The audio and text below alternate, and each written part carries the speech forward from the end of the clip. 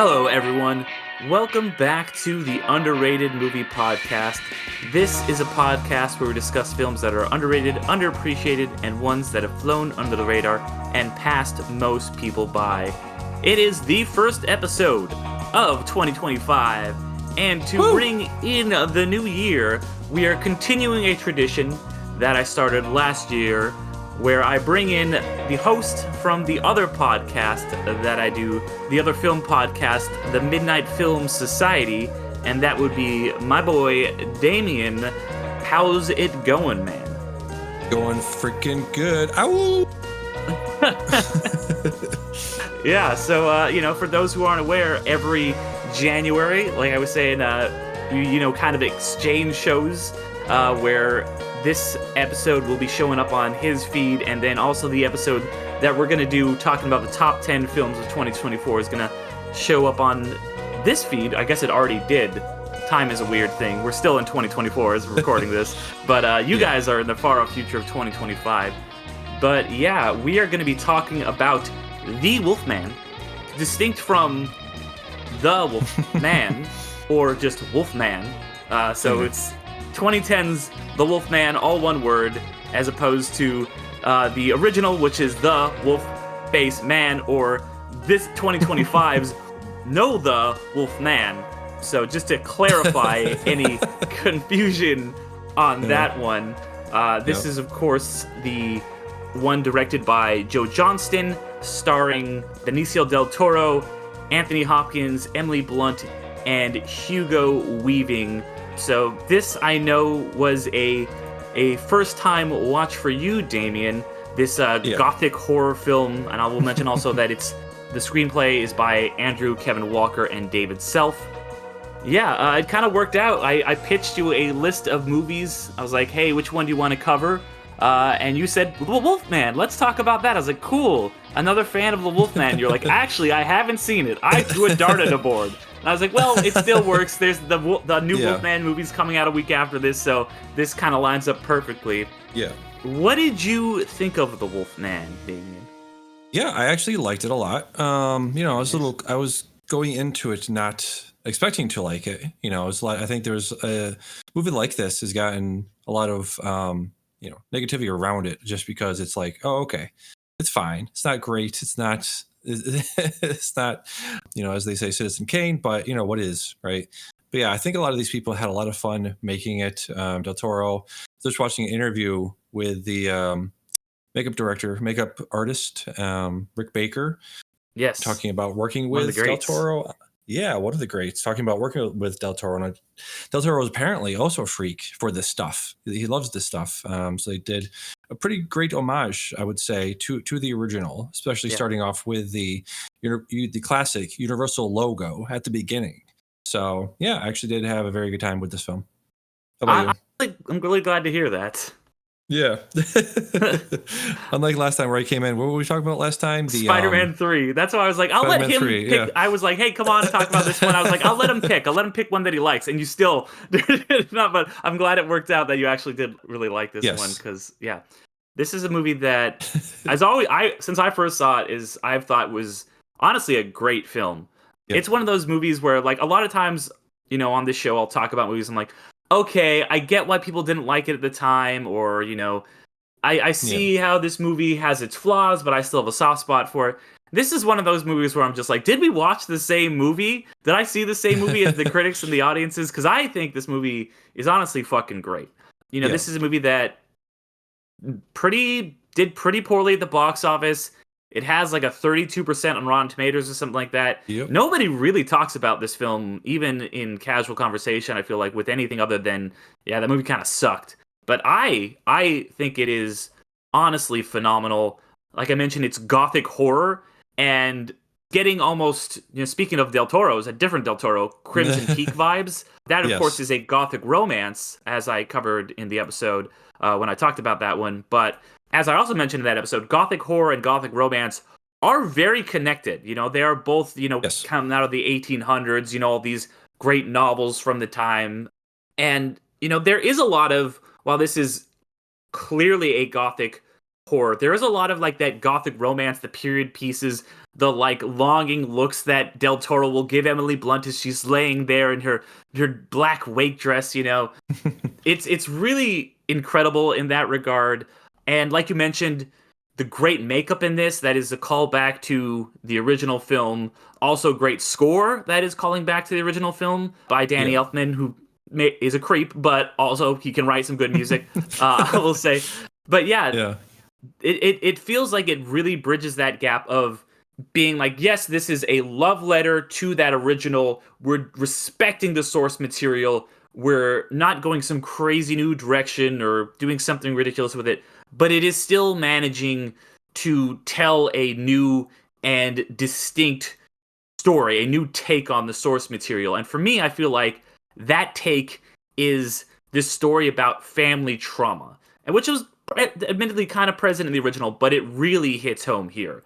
This guy who has he's basically been kind of like mentally abused by his dad his whole life, and that he's been shipped off to the asylum.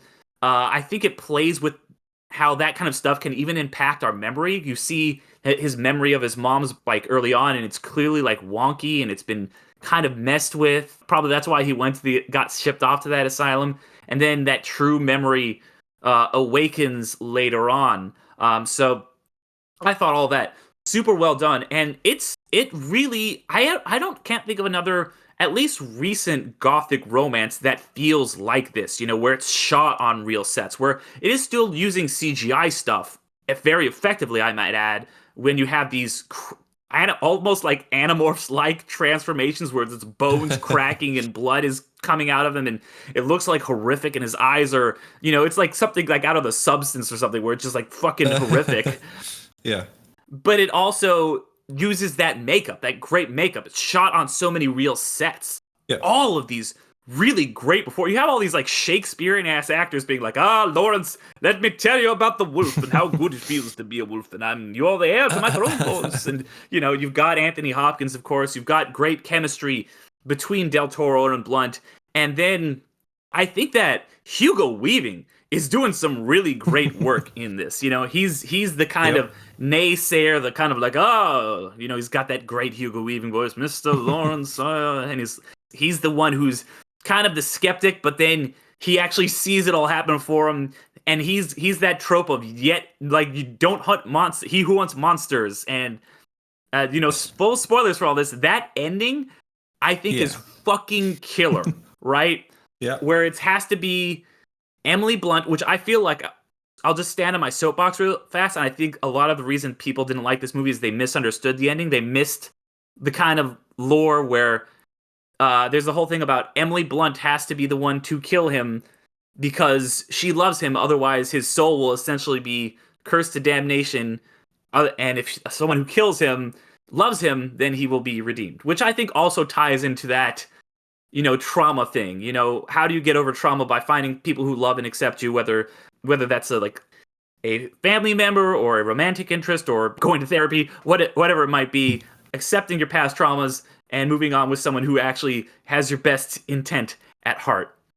But I love that it ends like that with this, and it's not like Van Helsing or something. It's like, we found a cure for wellness. It's like, no, you're not gonna cure this shit. He's got to be fucking capped at the end, But then you have Hugo Weaving ending up as the monster, and it just kind of like pans up, and it's like, oh shit, that's such a great fucking ending, And I think some people maybe thought it was like a cliffhanger or just like kind of a cop out, but I'm like, no, that's great. This guy who's been just the one who wants like, now it's him.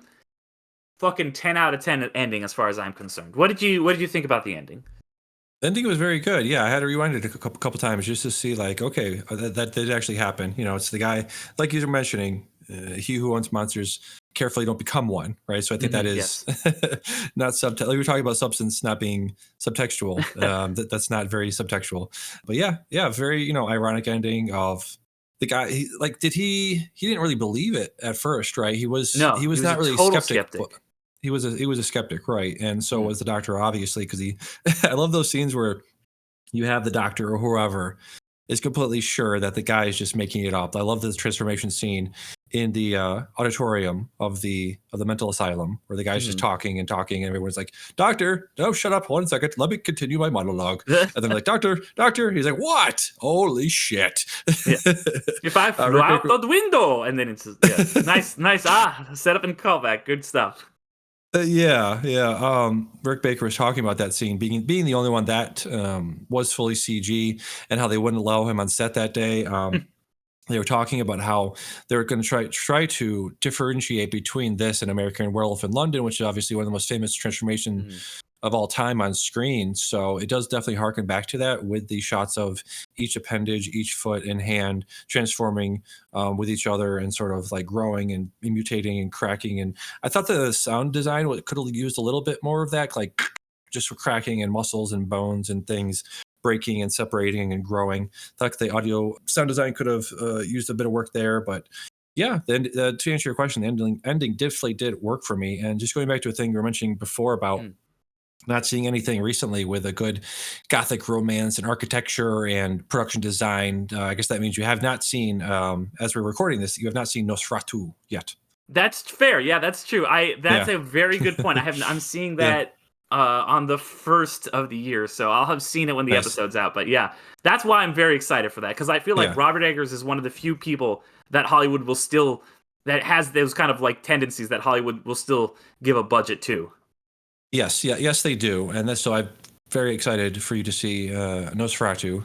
But getting it back to the Wolfman, I agree wholeheartedly with everything you said. I want to emphasize the costume design done by Melina Cananero, who was won costume design for Barry Lyndon, which she won her first of apparently her 4 Academy Awards. So yeah, very good costume design. Going back to what you were saying with the practical effects, the set design, and then that extends to the costuming work there. Obviously, Rick Baker doing all of the makeup and effects there. And yeah, I think everybody, you mentioned Hugo Weaving. I think he's a guy that just loves weird shit. He loves being in weird shit. I was pulling up his IMDb and going over all of his work over the years, especially in a movie we talked about. Did we talk about it on a podcast about the Jupiter Ascending, that movie where he's just so out there, right? We've definitely talked about it at some point on one of between the 2 podcasts we do, or years that we do, and then you coming on here. Yeah, the early on 94, he's a crossdresser in Adventures of Priscilla, Queen of the Desert. In 94, he's Australian, so that was a big one for Australian indie scene then, and obviously The Matrix was the big one that everyone knows about him. And I frequently at one of my older jobs now, always quote him in my head where he's touching Morpheus's face with his finger and just going, "I hate these people, their breath and their skin and they sweat and I fucking taste their fucking bullshit." I'm quoting that in my mind all the time when I'm dealing with the public. And then of course there's Elrond doing that, like, you know, I think he's bringing some of that Shakespearean affect to the Wolfman that he brought to Elrond in the Lord of the Rings movies that he was in. That of course V for Vendetta. So the guy just loves taking big swings. I think he loves big, broad genre content, performances. He loves doing great. He loves taking on, stories and projects like that where you can really, obviously, and Red Skull, this back-to-back, 2011, 2010 Wolfman to Red Skull was a great back-to-back year. Both Joe Johnston joints.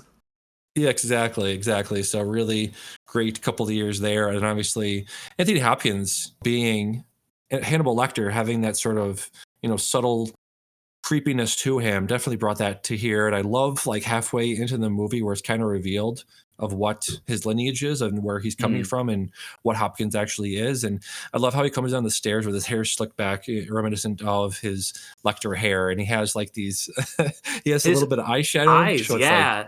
His eyes. It's like Nightman. It's like popping, There were times like emo Hannibal Lecter in this movie.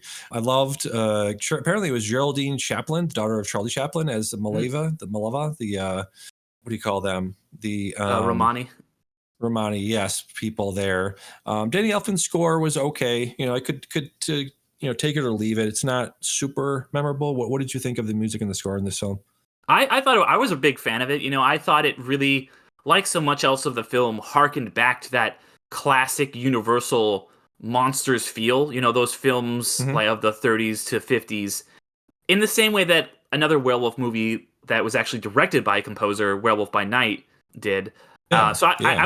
I was a big fan of it feeling like kind of like traditional and like you know you have the strings and but it's still feeling like a modern adaptation because like when you go back and rewatch some of those movies you're like oh, okay I can appreciate this but like Yeah.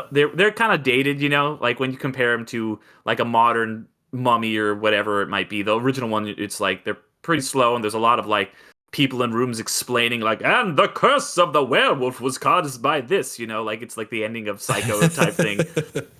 Yeah. So yeah, I really did quite enjoy that music, and I think it tied into that wider aspect of you know making these movies feel like they are truly of that lineage. And while I am excited for the new one, I guess we'll see in a week how it turns out. And I really Yeah. like the new Invisible Man, so same Yeah. you know production company, director, and all that stuff. Yep. I feel like you lose a little something when it's like it is set in the modern thing. It's a little different than this movie, which is this big, sweeping gothic horror with waterfalls that people are looking over while they like talk about their dead brother. Like, yes, you dated my dead brother, but we're kind of falling in love, and you've got it. And they're in like these big purity piece outfits. Like, it looks like a spooky Pride and Prejudice. That shit is so good, and I'm so glad we're gonna get that we have Nosferatu, because Yeah. it's been now what 15 years since we've gotten a proper one of these from a studio on this scale. Yeah.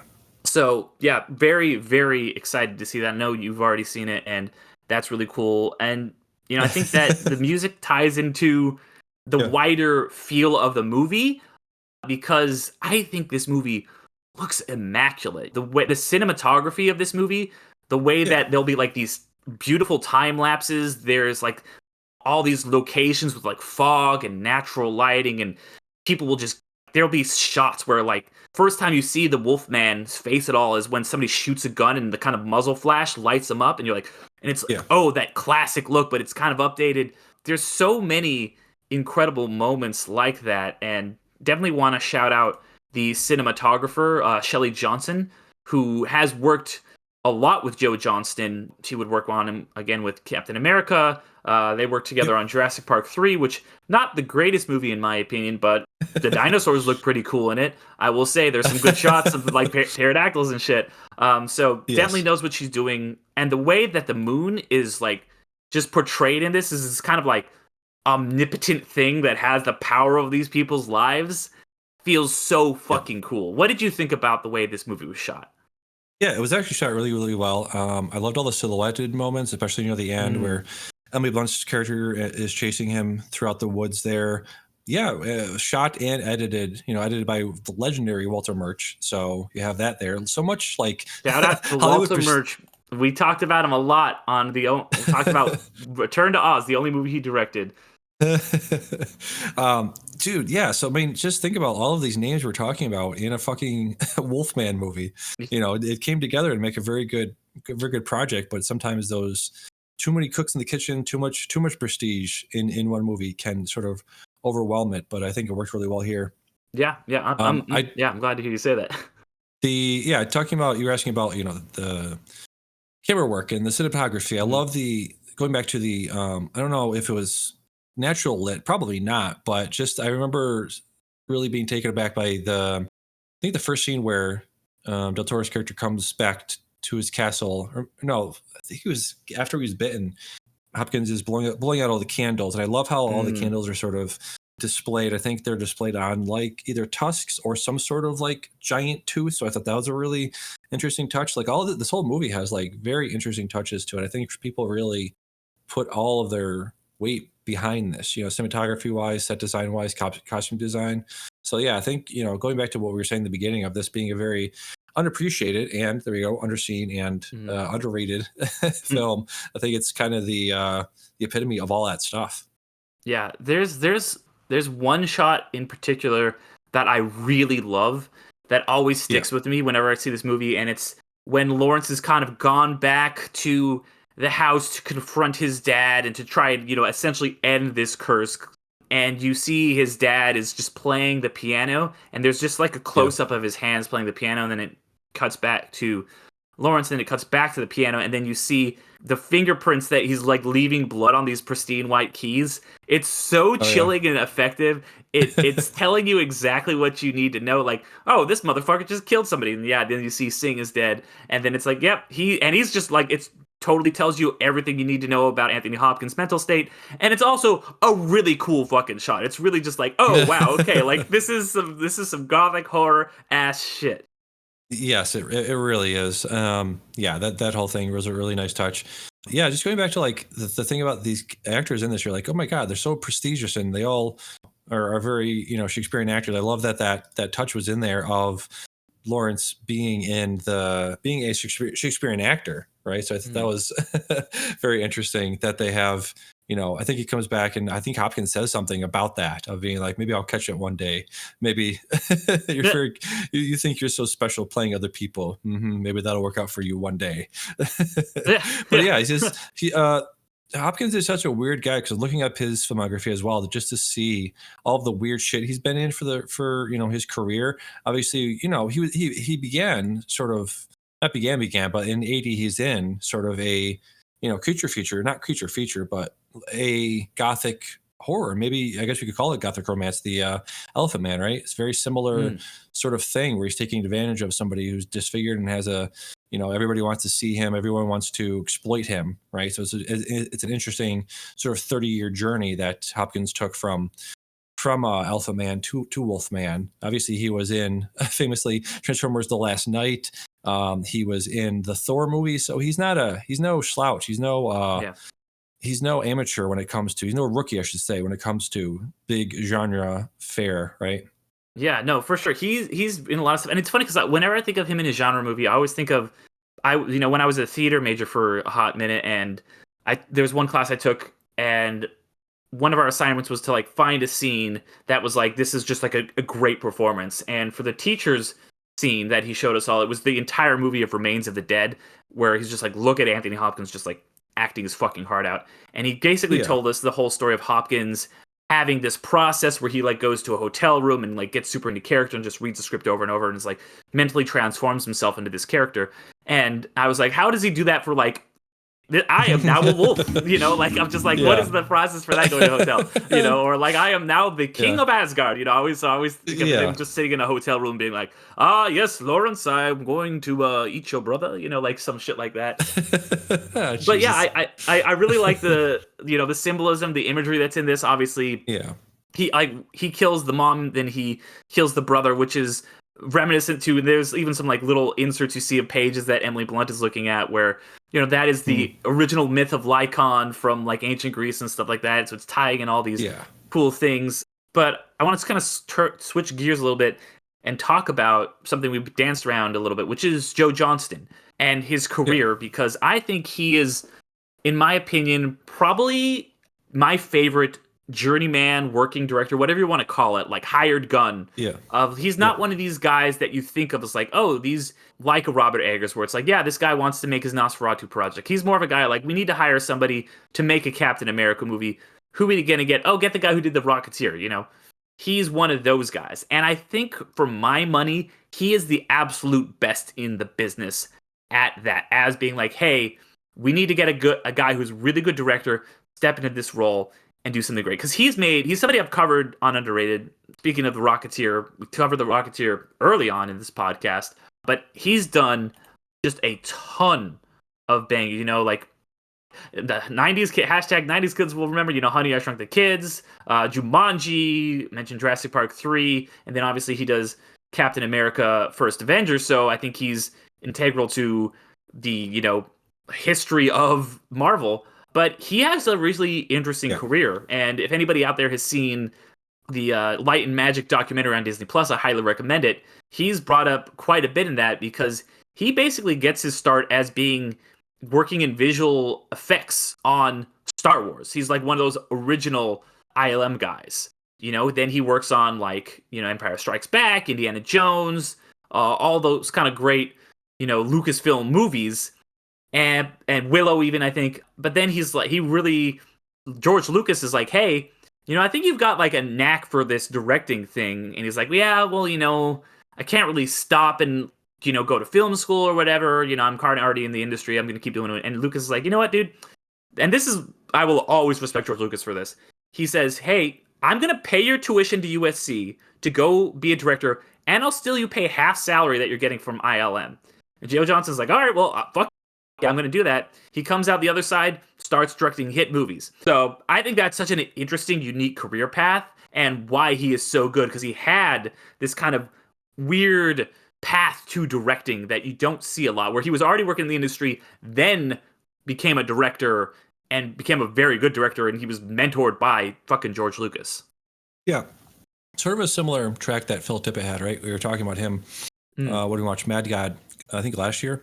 But yeah, very similar thing. It's interesting how many people come out of that school. Well, not really school, but come out of ILM.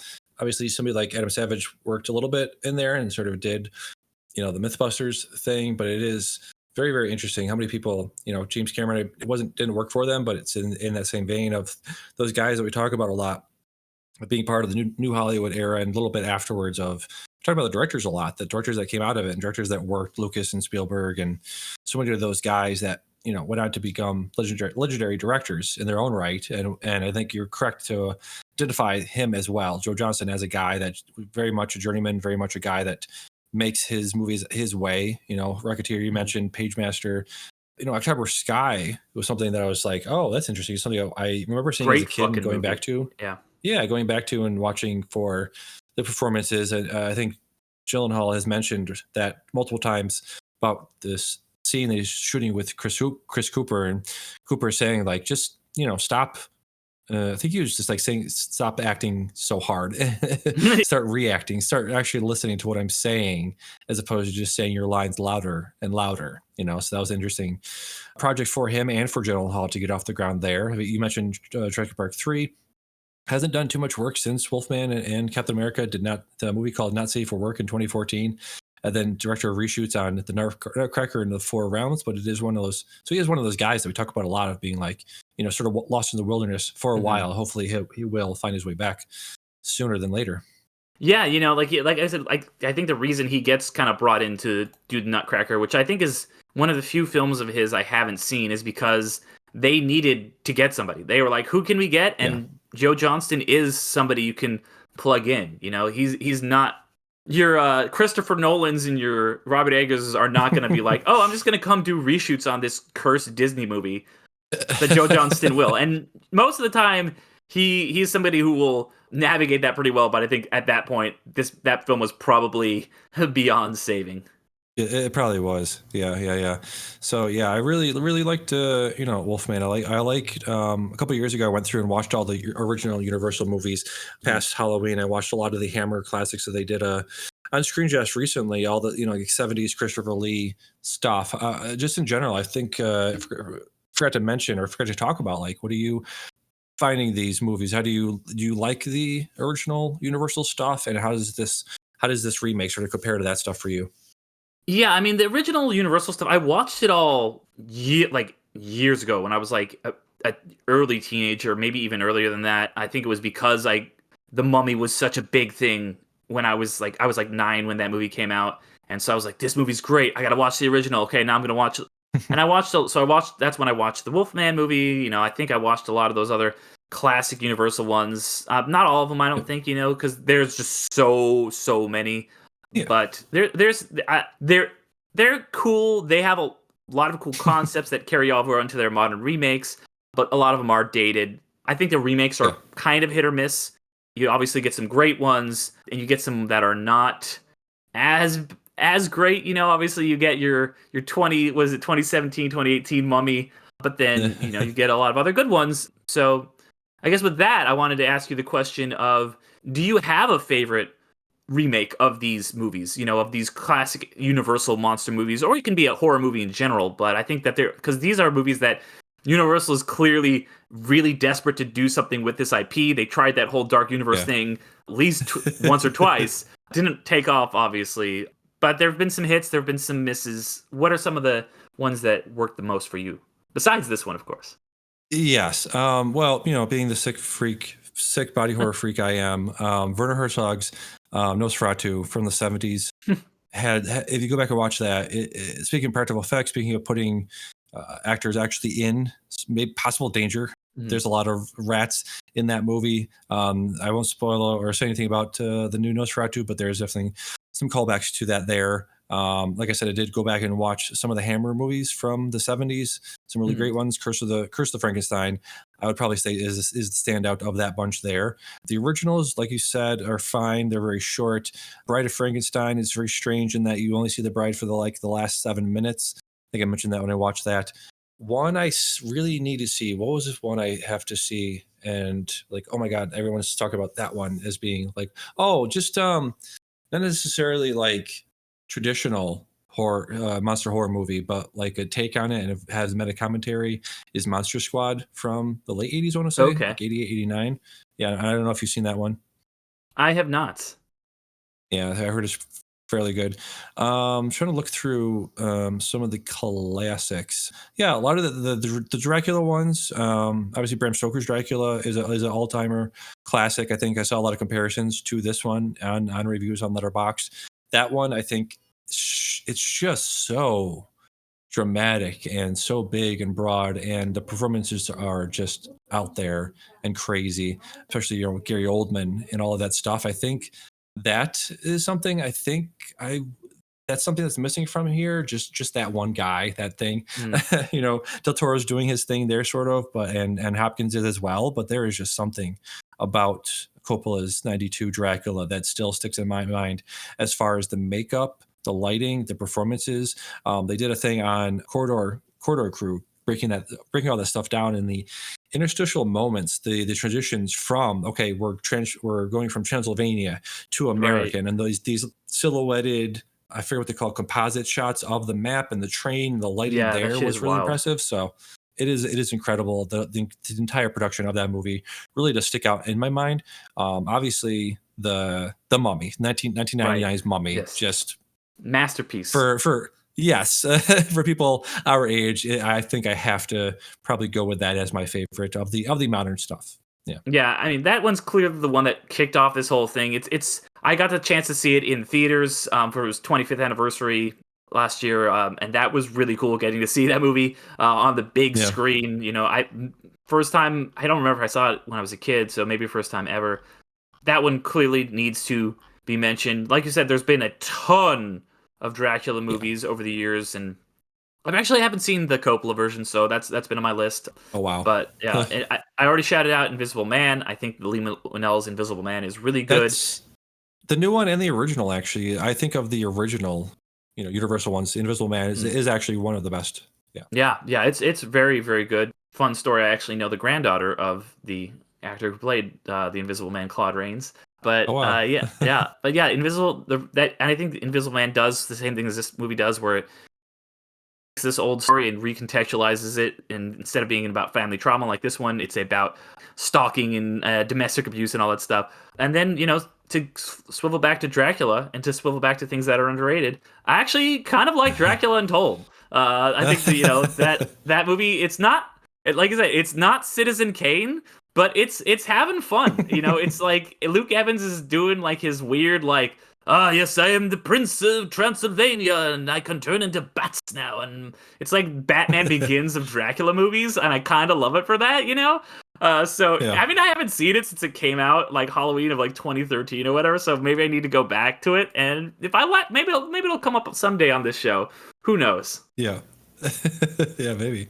That'd be nice. That'd be a nice one to cover. Yep. Yeah. Any final thoughts on any of these movies or on Wolfman before we get out of here?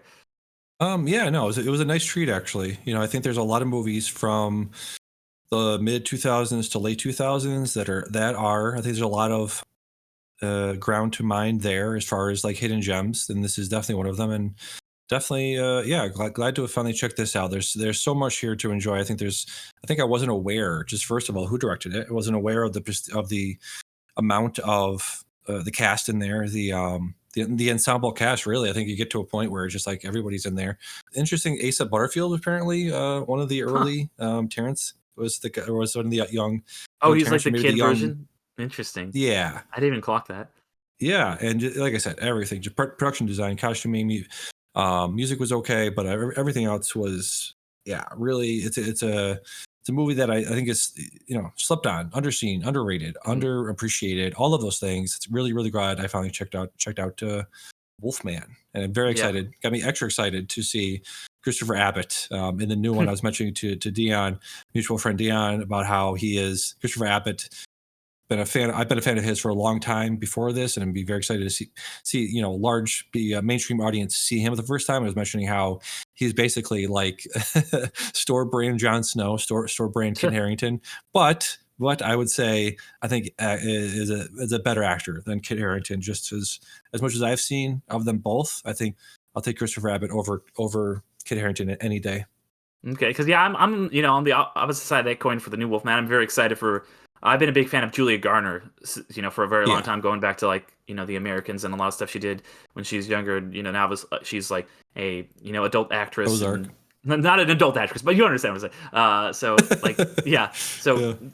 Pretty stoked to see how this movie does, and if it's half as good as this Wolfman, I'm probably going to like it quite a bit. But to let's put a pin in this discussion we've had.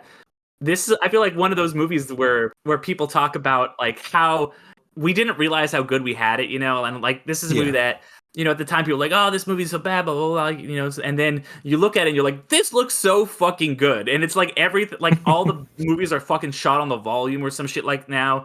And you're like, no, this movie is it looks incredible. It's there. And I think there's a lot of stuff like that where these movies from the 2010s where they were putting all this money into it and they were using practical and special effects in equal regards, that's why people you always see this stuff come up on TikTok or whatever, just wow, look at how good Davy Jones looked. The mid 2000 CGI was the best, and it wasn't better than what we have now. They just it's gonna be shot in the dark. They're gonna do this transformation scene here. We're gonna use practical effects and splice them together. So we didn't realize how good we had it. Go back, revisit before you see the new Wolfman. See the Wolfman from 2010. Yes, I highly recommend doing that as well. Yep. Damien, as I mentioned, we do a show together on Mondays when this doesn't come out, Midnight Film Society. What can you tell the people about that? Yeah, so this is definitely coming out later, right? How long after now? This will be on. This is on the 13th of January. This comes out. So probably 2 weeks after Best of the Year show has been released, has been put out, has been put into the wild. Yeah, it should be 1 week because. Okay, yeah. I think I think so. Yeah, it's 2 weeks from when we're recording. Yeah, so we will have done our Best of the Year show, something I look forward to every year. I know you do as well. Still compiling my stuff, still writing down my stuff, still seeing some stuff that may or may not make my Best of the Year list. So definitely want to check that stuff out. Midnight Film Society, anywhere you get podcasts. YouTube, it's actually on YouTube. That's probably one of the ways you can see it most easily with phone or whatever. It's on Spotify. It's on Pocket Cast. It's on all the things. Rate it on Apple iTunes. Go there. It's on OnlyFans. It's on OnlyFans. It's on Pornhub. It's on all the things. But yeah, check that out. Midnight Film Society on all the things. Yep. And, anybody out there, if you're looking for more stuff, well, first of all, if you could rate the show 5 stars on however you're listening to it, it helps us out quite a bit.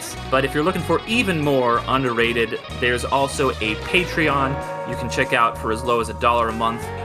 There's also $3 and $5 options where you can get a bonus podcast at $3 and even choose episodes once you've been a $5 patron for a certain amount of time. But we're going to be restarting our bonus podcast. Last year, we were doing sports movies. This year is a new bonus podcast called Across the Second Dimension, where I cover 3D films that were released originally in 3D that are now going to be reviewed in 2D and see how they hold up in that format. First film is going to be one of the worst films of all time, Jaws 3D. That's going to be coming out just a couple days after this is released. So head over to the Patreon to check that out. Underratedmoviepodcast.com for all the links everywhere. Patreon.com/underratedmoviepodcast and Underrated Movie Podcast on all of the apps. Thank you once again, Damien, for being on, and thank you everyone out there for listening. Bye-bye.